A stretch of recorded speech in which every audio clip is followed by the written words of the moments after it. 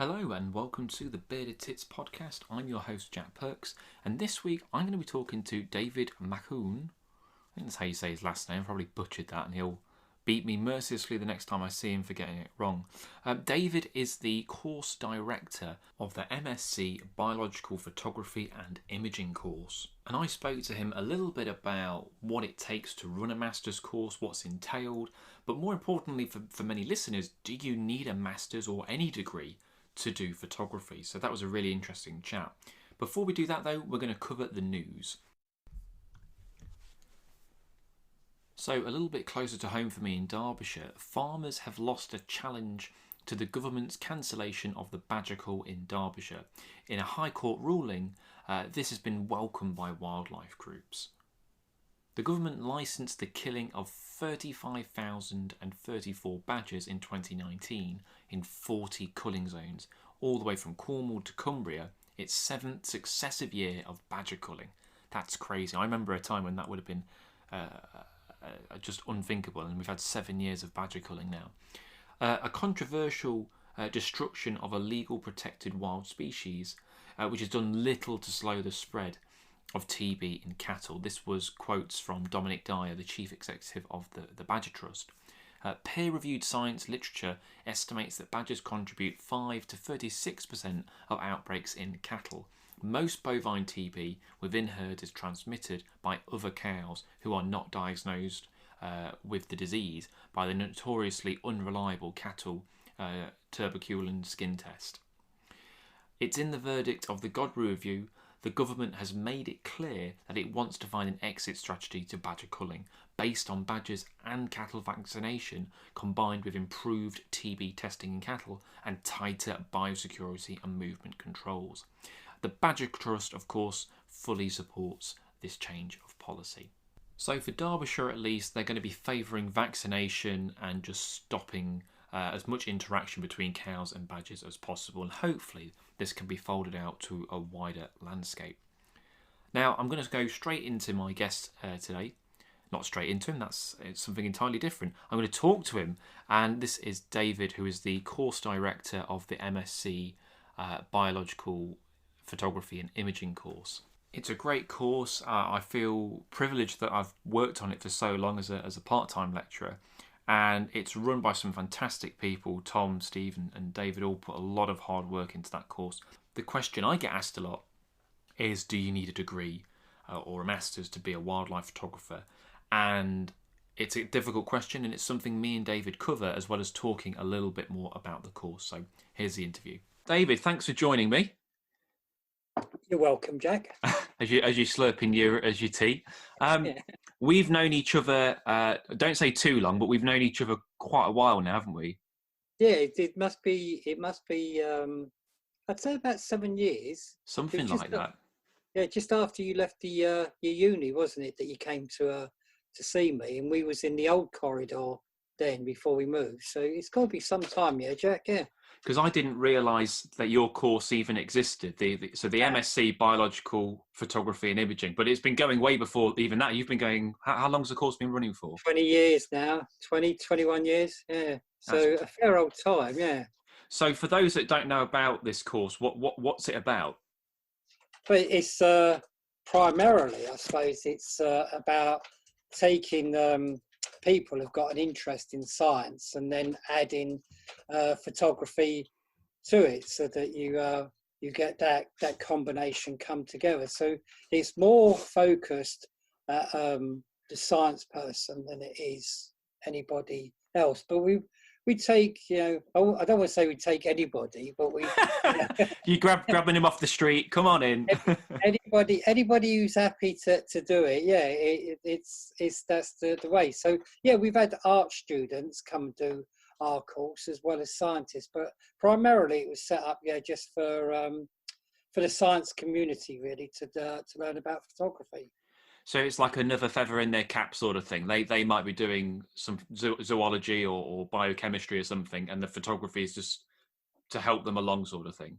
Yeah, originally it evolved from the undergraduate program that we run. We run 2 undergraduate programs, which are just a module within the life sciences. So initially it came out of that because that's very popular, that the students do a 10 credit module to make up their science degree. And 20 odd years ago, when life sciences, as it was then, and then it's evolved, it became biological sciences, biology and all the rest of it, and now back to life sciences. 20 years ago, we didn't have any MSc courses. And one day the head of school sat down and said, look, we need to have some MSc courses, and ours was the first one put forward to become an MSc. So yeah, we evolved from that, really, from the undergraduate program into doing a full-time master's course. Yeah, Because there's nothing else quite like it in the UK, really, is there? As far as I'm aware. that is ones that do science communication, I believe, and there's another one that does art and science, I think it is. But we're the only ones, yes, who look at a scientist and see how they want to develop. So yeah, we are the only biological photography and imaging in the UK. I think there's something like us in Australia, and there might be something like us in America, but UK wise, yeah, we're the only ones. Yeah. Oh, brilliant. And one of the questions I get asked a lot, and I'm sure you probably get it asked a lot as being a course director, but is it worth doing a degree in photography? Because I get so many people who are thinking about it come to me. And my personal opinion is it depends on the individual. Like, for some people, it's absolutely the right Yeah. thing to do. And for other people, maybe not. But I don't know what your thoughts are on that. Well, that definitely is an interesting one, Jack, as to whether it's worth doing a degree in photography. But I think if you look at it in terms of a piece of paper at the end of the day, then maybe not. But if you're looking about what you can actually do during our 1 year program that we do, then there's a lot more to it. I mean, it gives you people the opportunity to actually find out what they are good at in terms of, you know, the photography field, because we do the science, we do the lab work, we do video, we do photography, and there's many different aspects to what we actually do within our course. So, you know, we have a lot of students come in and they want to be a specific thing when they leave, but they find out during that time that maybe that wasn't the direction for them to go in. Doing our course as well, I mean, it's not just about, you know, getting a piece of paper, it's the connections that you make with people. You know, there's the connections like with yourself and, you know, Heather Angel and, you know, the late Steve Watkins and Andy Parkinson. You know, we bring in lots and lots of different people for the students to speak to. But it's not just that as well, it's the family network that we've built over the 20 years. So now, you know, we're getting to a situation where previous students are recommending our students to get jobs within the companies that they're working in. So it's those connections that you can make. So that, I mean, that's one part about it, and the other, like the other part I say, is actually taking that year to develop and find out what direction you want to go in terms of, do you want to do photography? Do you want to do videography? You know, do you want to be more lab-based and have photography added to that? So, you know, it gives you the time to think about, you know, what direction you want to go in. I mean, I've seen lots and lots of, you know, different photography degrees where, you know, students just fall off at the side after they've done university because, you know, they're not being equipped for, you know, taking it that one step further. And that's the biggest part about, I think, our course is the family connection that we've got with students outside or previous students, you know, so that, you know, they can all connect with one another. You know, you go back to people like David Newton in the very first year, you know, Alex Hyde and, you know, James Shooter. You know, you can make connections with all those people, you know, they've been in the industry for some time. So I think, you know, I can't really answer the question, is, you know, doing a degree, Yeah. you know, worth it? But I can answer the question, is our course worth it at the end of the day? And I really strongly believe it is, yeah. You get a lot more than the photography teaching out of it, yeah. I think so. I would say because I got a 2-1 on my degree, working man's first, and I can honestly say I've probably never had a job because someone's looked and said, "Oh, he's got a 2-1." But the things that I did on that course, and if I hadn't have done that course, I wouldn't be where I am today. So I would Yeah, definitely recommend, whether it's a BA, whether it's a master's, the things you learn on that course, the connections, like you say, all that sort of stuff comes together, and it's definitely helpful for certain yeah, people. I've got a very short attention span, and I think hadn't if I hadn't have been forced to do 3 years of it, God knows yeah. where I'd be. Right now, I'd probably. God, I wouldn't like to think where I'd be right now. So Yeah. yeah, I think it's worth it, definitely. Yeah, I think that's an interesting point with what you say about you working man's first class and all the rest of it. For me, it's not about the marks at the end of the day. It's that I mean that's secondary as with my thinking. I always tell students, don't worry about the marks. There is going to be students who want to get a first, and all the rest of it. But it's what you learn along the way. If you spend a year making mistakes, you've learned something at the end of the day, and that's taking you forward, to be able to progress in your working life. You might spend a year getting everything right, but at the same time, that could do you damage as well, because then you don't know about how to cure things and how to make things better. So it's what you learn in that year's journey, I think, is more important than what the marks that you're going to get at the end of the day. They are, I suppose, important to the student, but fundamentally it's that learning practice, that's being able to speak to people like yourself, like Andy Parkinson, Heather Angel, and I could go on, like having days with, like Chris in when we go to the Peak District and we have Fuji out for the day, Chris Upton and Fuji, making those connections there, being able to speak to real people, I think that's really important. Yeah, definitely. I mean, the other thing as well is I've seen people who have got high marks, but then they maybe don't have very good social skills. Whereas Yeah, the people the other way around, and it says a lot to be able to talk to people and connect to people. So there's a lot that goes into it. I think it's not as straightforward as you're going to get a high mark, you're going to be successful, yeah, or you're going to get a low mark and you're not going to be successful. yeah. It's not as black and white as that, is it? No, the journey starts from the moment that you leave, in terms of what you've learned then. That's when the journey, starts then. It's not proving yourself when you're at university. It's being able to get to a position where you can start proving yourself when you go outside. And some people take more time to prove themselves when they get outside than others. Others can just walk into something and become something, whereas others might take that little bit more time to start developing and getting somewhere with the degree. So yeah. Yeah, and I think you've already answered this to a degree, but like, how do you teach this? So you do a mixture of everything, don't you? Like you do field trips and you do lots of practical stuff in your own kind of dedicated building, don't you?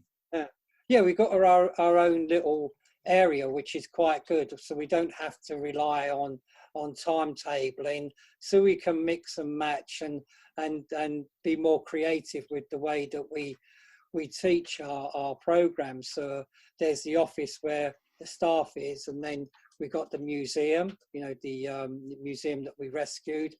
Tom's got his own little lab, and then we've got a studio, and then we've got a Mac room where the students can actually work on their projects, so they don't have to worry about, hot desking or sharing computers with other people. So we have our own little environment.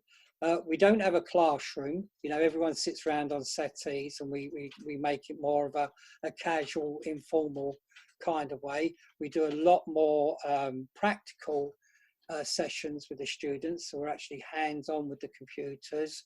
We're fortunate enough to have places local like Wollerton and Attenborough Nature Reserve, where we can take the students and actually practice, the art of photography and stuff like that. So even the university campus, you're quite good in places. You've got the lake and so on. So we've got quite a different variation of places we can go to actually start doing our teaching, rather than it all being all within the studio or the classroom as such. Yeah.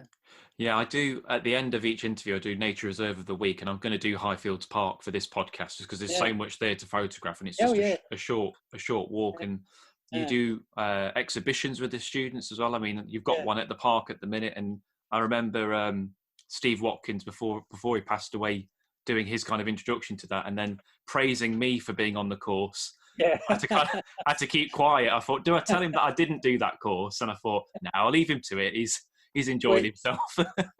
you've been associated with the course for so long now, Jack. I think they just think that you progressed from being a student I think, in yeah, teaching staff. Yeah, so yeah. I yeah. mean, another thing that we do is we bring back, past students to actually talk to our present students about what they're getting on with, to tell them where was they successful, where were they not successful, how they can, progress into the working environment and stuff like that. So, yeah, so, having people like yourself and our past students coming back, that's always beneficial as well, rather than having the big names, the big hitters and so on. You can still get a lot more from people who've been out in the field for a year, and finding out what they done in that year. Yeah. Well, in many ways, I guess that's more useful because they were sat where those students were sat a year or 2 years ago, and then their journey is going to be more relevant than someone who's been doing it for 20 years because that's a completely different Yeah. time and set of skills. So, Yeah. yeah, I definitely think that's a good idea to bring back past students and students who are doing that sort of stuff. And you get these people because your course isn't that it's what is it between 10 and 15 normally? It's not a huge course, is it? You've got a relatively No, it's small not group. a huge school. I mean, the most students we've ever had once was 21 students. I think, oh God, that was a panic throughout that year trying to teach 21 students because you just didn't have the space and the facilities for it. So yeah, so we look at between 10 and 16, I think is our top number. We don't advertise the course in any way. People find us, which is a good thing. And then you're finding people who are really wanting to do it, And so I suppose as well with it being a specialised course, you're only getting those specialised kind of students who are coming along for it. If we was doing an MA in photography, you could be getting all different kinds of people, even people who might not be interested in doing the photography. They're just doing it because there's nothing else basically to do. But with our one, you're getting dedicated students, you're getting very motivated students coming along, which is it's a good thing. It really is. They push us as well as us pushing them.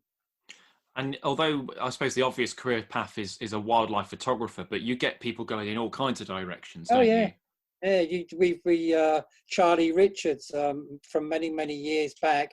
He's one of the biggest food photographers in the industry now. So I mean that's the area he went off into. You get people who go and work for spring watchers, runners. One of them is a very successful wedding photographer now. And we get a large amount of students spread out through many parts of the industry. A lot of them go, well, I say a lot of them, I think it's about 4 or 5, something like that, who've gone back and doing teaching and using photography as part of their, their teaching. Some students do PhDs. Yeah, it gets spread out all over the place. It's not all like not all of them want to be or end up being wildlife photographers.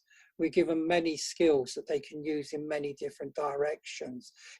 Being flexible is really the basic part of our teaching, learning to turn your hand to many different fields. Yourself that you cannot just go and say, I'm going to be a wildlife photographer, and that's your only income at the end of the day. So we try to instill that in the students from the very first start, that you've got to be thinking about how, what, so you can, writing, we have writing as part of the course. So, becoming a good writer, so you can write articles and use your photography with that as well, and all different things, yeah. I think that's sensible because the reality is wildlife photography is a tough profession. Yeah. And if you are more flexible and other skills, you can either bring that into it, or it means that you can diverge into other things. So I think that's definitely the way to go to help you get a career after you've done one of these courses. Yeah.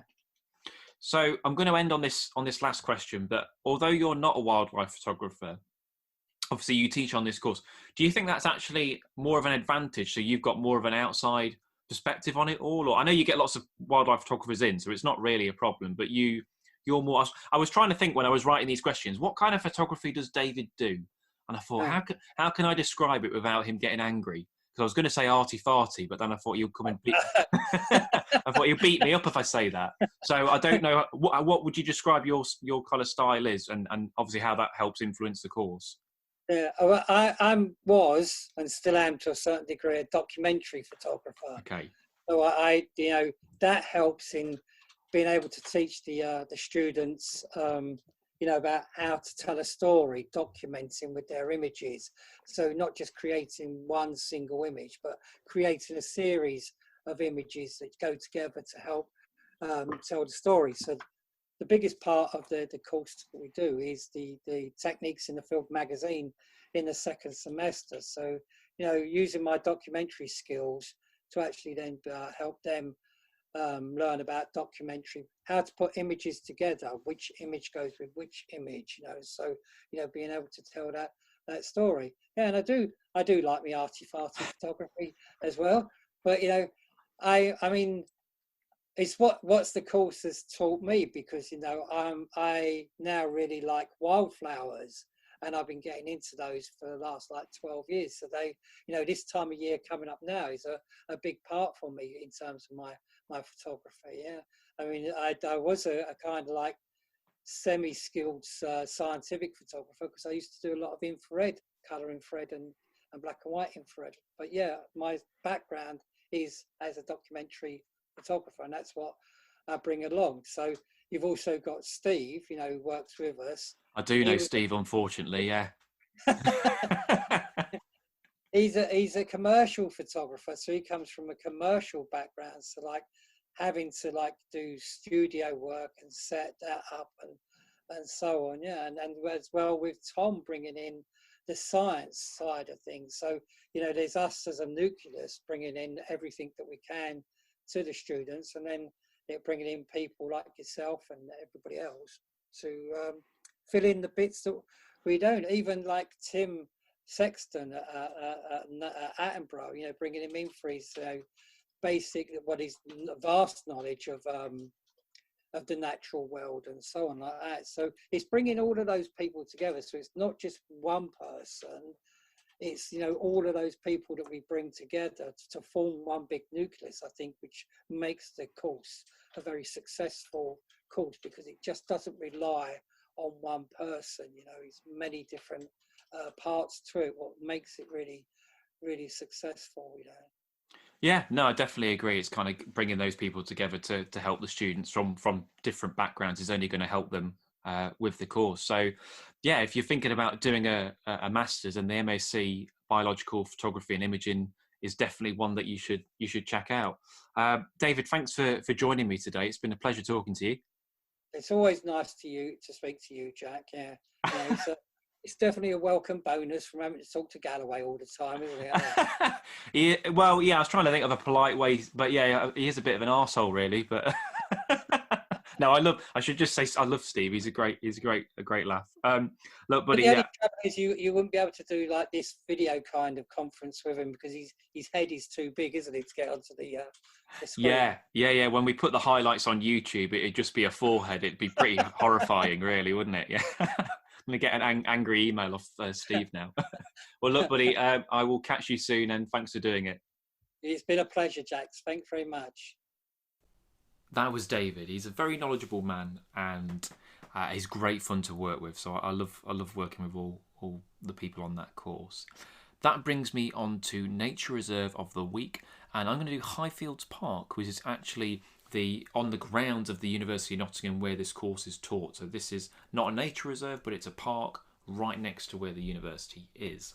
Now it's located close to Nottingham city centre and is 121 acres, which sounds massive when I think about that area. While it's not a nature reserve, it does support a huge range of species. The University of Nottingham overlooks the lake, which is the main feature of the area. Now, Tottle Brook runs at the side of the lake, which sadly is culverted for the majority of its journey to the Trent, but you can find sticklebacks in there and things like little egrets that will go up and down the brook preying on them. Recently, work has been done to re-meander the brook to bring it back to more of a natural state. Bird life on the lake includes grey herons, cormorants, which you can often see sunning themselves with their wings out, goosander in the winter, fantastic to see the males in their plumage, and kingfishers, relatively urban spot, but you'll see kingfishers flitting around the trees and great crested grebes on the lake building their nests. There are some huge carp in there as well, which you'll see patrolling around the margins like submarines as they're chucking, they're not chucking, as food is being chucked into them by passers-by. There is some woodland, particularly on the island in the lake, which you can cross over a bridge to get to, which has some very tame grey squirrels, known for running up your legs and stealing food. So if you want close-up shots of grey squirrels, that's the place to go to. Lots of other birds can be spotted in the margins of the lake, like goldcrest, robins, and all the usual suspects. Parking is free, and near the lakeside centre, which has toilets and a calf. Cake isn't too bad, nothing special, it's alright. Paths are well used. It can be busy at the weekends, so if you're going to go spot wildlife, I'd suggest going midweek and relatively early. But access is brilliant, so if you can't walk very far or you struggle with inclines, not a problem here. It's an urban oasis, and it does often throw up a surprise, so always worth a look, whether you've got your camera or whether you've got your bins. That's Highfields Park, so check it out if you're in the area. Maybe you're going to the university for an open day. Have a quick look. This has been the Bearded Tips podcast. I've been Jack Perks. Hope you've enjoyed the podcast.